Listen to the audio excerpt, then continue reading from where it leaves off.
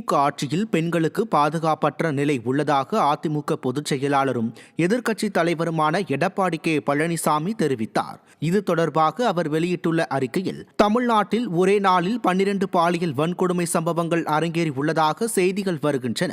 இது ஸ்டாலின் மாடல் ஆட்சியின் பங்காளர்கள் அனைவரும் வெட்கி தலைகுனிய வேண்டிய தருணம் என சாடினார்.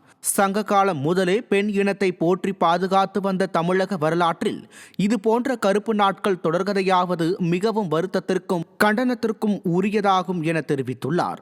பயங்கரவாதிகள் ஆட்சி நடத்தும் நாடுகளில் கூட இத்தகைய கொடூரம் நடந்ததில்லை என எண்ணும் அளவு இந்த ஸ்டாலின் மாடல் ஆட்சி நடந்து வருகிறது என குற்றம் சாட்டினார்.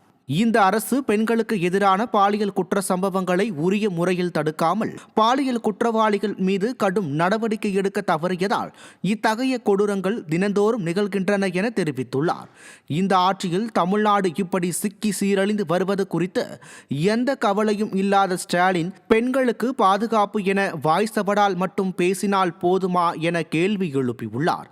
திமுக ஆட்சி நீடித்துக் கொண்டிருக்கும் ஒவ்வொரு நாளும் பெண்களுக்கு அச்சுறுத்தலான நிலைதான் தொடர்கிறது.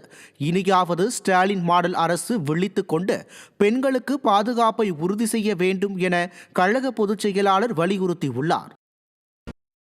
தமிழுக்கு தொண்டாற்றி இன்றளவும் மக்கள் மனதில் நிலைத்து நிற்கும் தமிழ் தாத்தா உவேசாவின் பிறந்த நாளையொட்டி அதிமுக பொதுச் செயலாளரும் சட்டமன்ற எதிர்க்கட்சித் தலைவருமான எடப்பாடி கே பழனிசாமி அவரை நினைவு கூர்ந்திருக்கிறார்.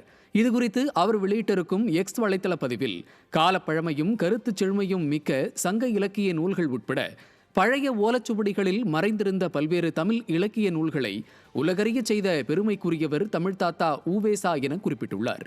மேலும் தள்ளாத வயதினிலும் தளராத பிடிப்போடு தடைகள் பல கடந்து தமிழ் தொண்டாற்றி தமிழுக்கும் தமிழருக்கும் உலக அளவில் போற்றுதலை பெற்றுத்தந்த தமிழ் தாத்தா வ.உ. சாமிநாத ஐயரின் பிறந்த நாளில் அவர் தம் தமிழ் பற்றையும் பெருந்தொண்டினையும் நினைவு கூர்ந்து கழக பொதுச் செயலாளர் போற்றி வணங்குவதாக குறிப்பிட்டிருக்கிறார்.